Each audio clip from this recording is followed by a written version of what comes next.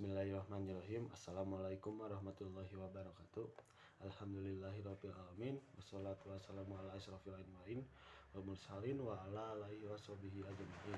Amma ba'du. Pertama dan yang paling utama, mari kita panjatkan puji syukur kehadirat Allah Subhanahu wa taala. Salawat serta salam kita berikan kepada Nabi besar Muhammad sallallahu alaihi wasallam yang telah membawa kita dari zaman jahiliyah menuju zaman yang penuh pengetahuan seperti sekarang ini. Yang saya hormati dosen pengampu pembelajaran mata kuliah ilmu fikih yaitu Bapak Fahri Mansarya Suregar dan Bapak Fajar Farhadikam. Sebelumnya, perkenalkan diri, nama saya Zazal Zidan dengan nomor NIM 12120070115. Dalam pembahasan ini, saya akan mereview pertemuan tadi, yaitu memaparkan materi tentang kontemporer fikih. Oke, masalah fikih kontemporer adalah suatu bidang kajian yang membicarakan perihal persoalan hukum Islam mubtadaiyah yang secara nyata muncul pada dewasa ini dengan menerapkan metode istinbat, hukum dan analisa ilmiah serta pendekatan yang tepat dan berorientasi pada pemenuhan kebutuhan kemaslahatan manusia dunia akhirat. Seiring dengan perkembangan zaman, persoalan ini juga berkembang dan tentu memerlukan jawaban untuk kepentingan kini yang akan datang. Telah banyak produk pemikiran cerdas dalam bidang fikih yang diformulasikan pada para fuqaha, namun perlu dievaluasi secara berkelanjutan agar tidak kehilangan relevansinya. Ingat bahwa tujuan dari hukum Islam adalah mewujudkan kemaslahatan umat manusia di dunia akhirat. Maqasid syariah itu ada 5. Yang pertama adalah maqasid syariah untuk melindungi agama. Bentuk maksiat syariah ini melindungi agama merupakan hak memeluk dan meyakini. Seseorang boleh berhak memeluk agama yang diyakini secara bebas dan tanpa gangguan. Contohnya dengan melaksanakan sholat dan zakat. Sedangkan dari segi pencegahan dilakukan dengan jihad atau hukuman bagi orang yang murtad. Dan yang kedua yaitu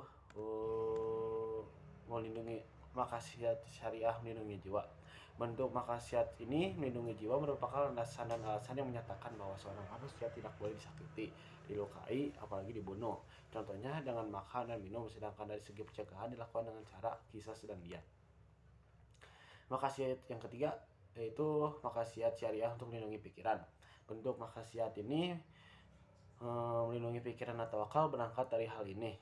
Maka segala hal yang menyebabkan hilangnya akal menjadi tidak boleh, termasuk di dalamnya mengkonsumsi narkoba atau minuman keras. Termasuk dalam hal ini juga adalah kebebasan pendapat secara aman bagi setiap orang.